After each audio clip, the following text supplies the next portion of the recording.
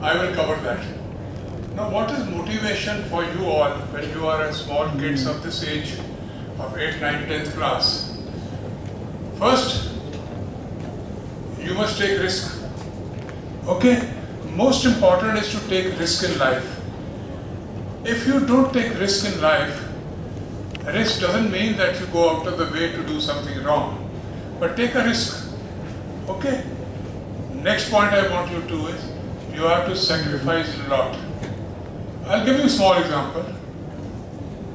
In army we have a lot of examination which your principal would know that we have to study a lot. So very important exam was there. And I thought I know so much about that. When the result came, I failed. So I was set back. So then I had to sacrifice for a number of hours. Not only sacrifice by you, that's me, by my family, everybody. So when I say that you have to study in the night, you have to prepare next day's lecture or a class or anything, you sacrifice your time instead of doing it for the, yeah, here it comes. Oh, nice one. I do remember that. So the important point in life is to sacrifice. So that is the thing which you have to do it now onward. If you're looking forward to join some IIT or some medical college, or I won't force you to join the army, which is one of the best professions you have. Okay? So you have to sacrifice to reach that goal. And the next point which I talk about is think out of the box. Don't just copy and just look for 98% marks by, mugging all those answers and all. You have to think out of the box. You have to be a good citizen. You have to apply that whatever you are learning. If I have to select a girl or a boy, I won't go in for his only percentage. I've been interviewing people for the very big job. I never used to ask them how much percentage have you got. That's not the thing is. So you have to think out of the box. Let's say I asked a girl, she was an engineering graduate, how will you get dollar to equivalent to rupee? Now that was a thing which she had never learned. Today she is an IAS officer. Okay? So you have to think out of the box to solve any problem in life. That motivates you. Okay, I can do something out of the box also. And you must dream big. If you don't dream, you can't achieve your aim. Unless you start dreaming now, not dream in the night thinking about something different, but dream. If you don't dream, you can't achieve your aim.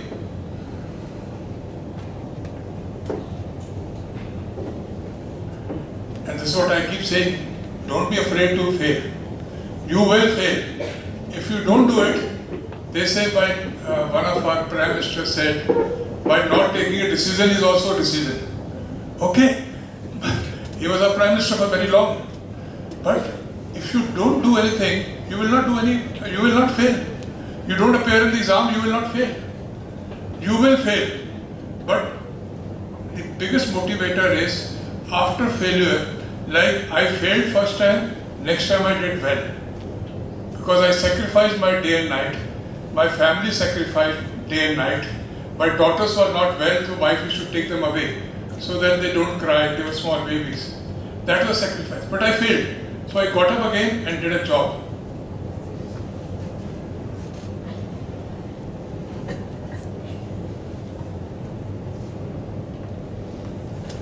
And the last point which I want to tell you is, once you do your job well, success will come automatically.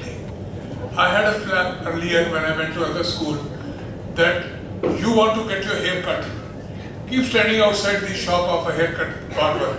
One day he will call you inside and cut your hairs. So keep trying it out, get yourself motivated, and you will get the success. Success will come to only those people who try, who dream, who take risk, think out of the box. Okay? That's all a little bit I was told to cool down the atmosphere of tanks and centurions moving and all. Okay? So I did my research also on the piece. So I'll put you back into the piece. Just be cool. Thank you very much.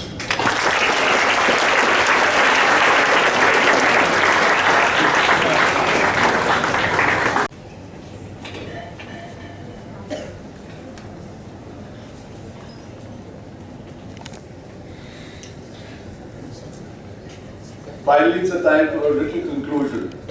Yes or no? Yes. No, that ain't good, huh? Come on. Was it good or no? Yes, sir. Lovely, that's it.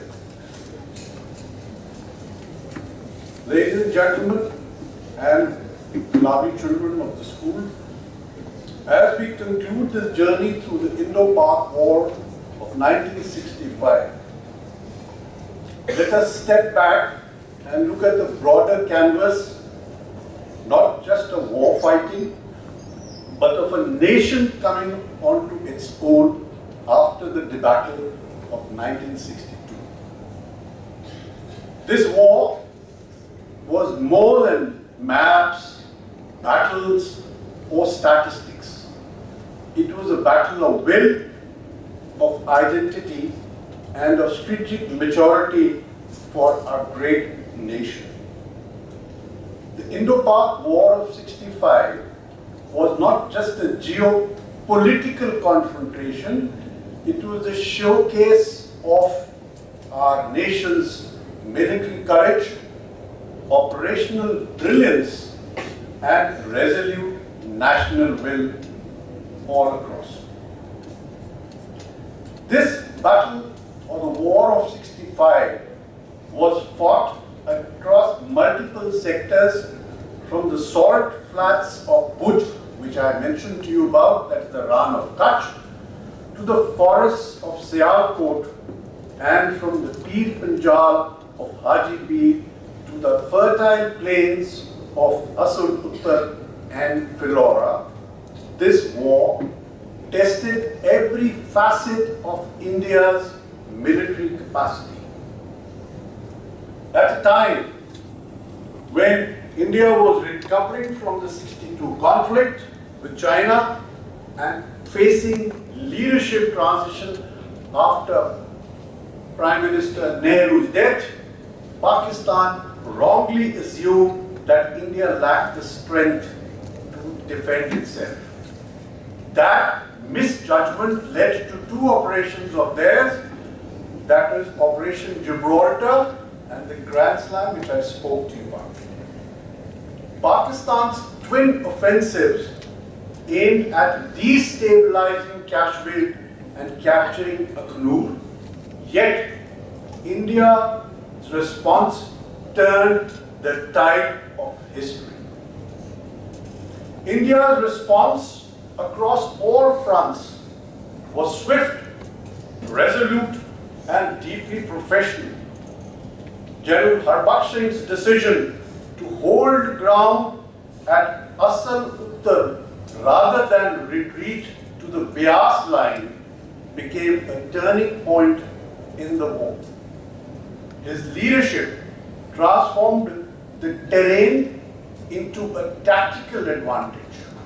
And what was given out by both Major General ADS and Bobby Sir was what we are talking about. Now, what does this war teach us? While the war ended with the Tashkent Agreement, which was in 1966, and no territory was permanently gained, the moral and military advantage was India's. It proved what? Firstly, India would not be coerced by infiltration, deception, or any kinds of surprise. Its military had overcome the 1962 trauma and now operated with confidence. And finally, the tactical adaptability and inspired leadership could beat better equipped forces. What it implies was what you were told of the Patton and the Centurion. Most importantly, the war redefined India's strategic posture. No longer reactive. That means we were not reacting, but we got into an offensive mode by what you saw Asur Uttar and then across into the Shatrughat Punch. A message to you all. To the young minds listening today, understand this. Many of the heroes of 1965 were men barely in their 20s. They believed in secularism and being apolitical. Please understand what I'm trying to say. Our nation is a secular nation. And as far as we in the armed forces are concerned, we are apolitical. We are not part of any political party, and we don't want to get involved in all this. They didn't wait for ideal odds. They stood firm in the firm face of uncertainty. Learn from the courage of men like Tarapur, Abdul Hamid, Rajit Diyal, and Bhupinder Singh. Their stories are not just war tales, they are leadership case studies.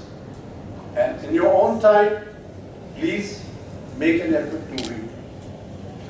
They didn't wait for ideal conditions, they created victory out of chaos. You too are a part of India's defense, whether in uniform or not. You need to lead with courage, work with discipline, think strategically, and always stand for what is right. Maintain this principle in life, and believe you me, you never go wrong. Because leadership is not only shown in war, it is proven in daily life, in choices, and in convictions. And finally, the Indo-Pak War of '65 was not just a story of victory. It was the making of a military ethos.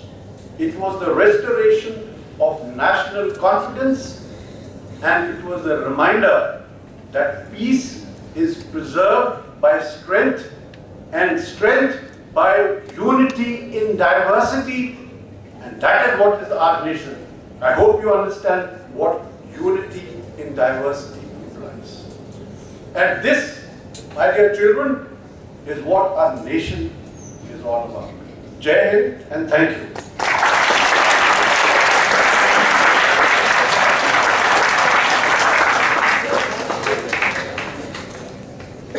Thank you so much. Your tales of valor have truly inspired us. We now request our respected Principal Ma'am, Ms. Ruchika Sharma, to kindly do the honors of facilitating Major General A.S. Gariwal, Major General A.D.S. Gariwal.